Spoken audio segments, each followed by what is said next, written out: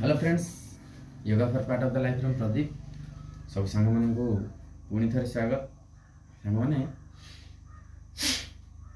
आज व्यस्तबहुल जीवन में आपण मानू प्रथम भिडियो कही आपण मैंने निश्चय योगा को आपण लाइफ गोटे पार्ट बोली भावतु।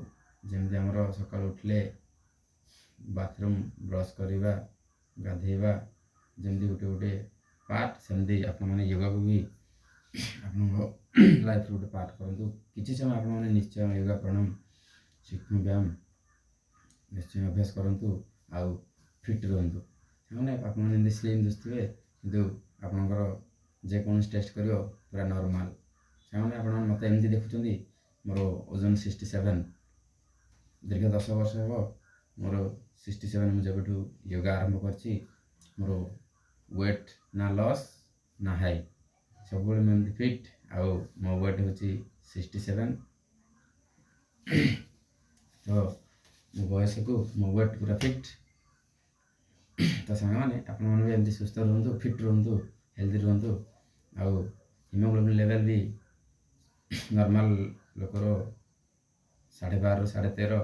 तो आप योगा करेंगे हिमोग्लोबिन लेवल भी 15 ରୁ 17 आप हाई इम्यूनिटी आउ हिमोग्लोबिन भी फिट रहा पूरा सुस्थ रहे। आप हिमोग्लोबिन लेवल भी पूरा समस्त 2-3 पॉइंट अधिक रहा। तो सांग मैंने आप लाइफ रे योगा को निश्चय समय दिंतु। आप द्वारा के बेनिफिट पाते मत निश्चय कमेंट माध्यम जानते। तो सांग मैंने आज हम देखा सूक्ष्म व्यायाम बा लाइट एक्सरसाइज। आम जो गोड़र 2 गोड़र 10 आंगुठी रही आपको आम केमती अर्थराइट आउ पेन भली गोटे बड़ रोगरू रक्षा कर देखिए सांग मैंने आजिकल अर्थराइट भली गोटे भयंकर रोग समस्त देखा जहाँफल गोड़ और हाथर आंगुठी बेंड हो जाए। तो सांग मैंने फास्ट आम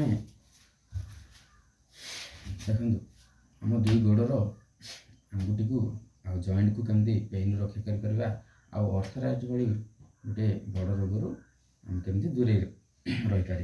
तो सांग मैंने लंबा निश्वास ने आने साहाय्य आंगुठी को एमती आग पछ करूँ।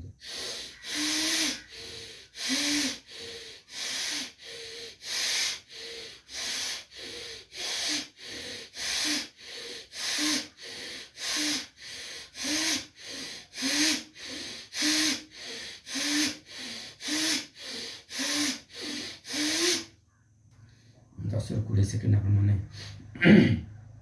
निश्चय एमती आगू पछू करूँ जहाँफल आम गोड़र आंगुठी को आम अर्थराइट दूर रखिपर पेन रु आराम पाइपर। तो सांग मैंने गोड़र जॉइंट को आम जॉइंट पेन रु केमती रक्षा करवा तार हूँ यही सूक्ष्म व्यायाम देखते आपने निश्चय अभ्यास करूँ।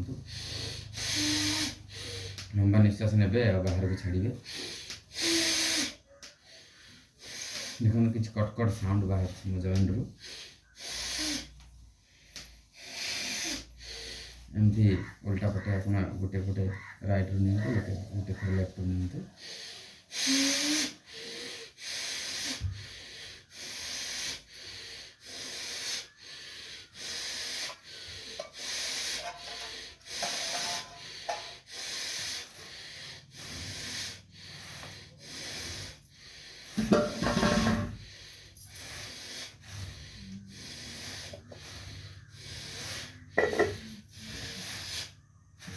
एमती आपने खाया पूर्व 10 ରୁ 20 सेकेंड 50 ରୁ 100 थर खाइबार 2 घंटा पर 10 ରୁ 20 सेकेंड 50 थर अभ्यास करूँ।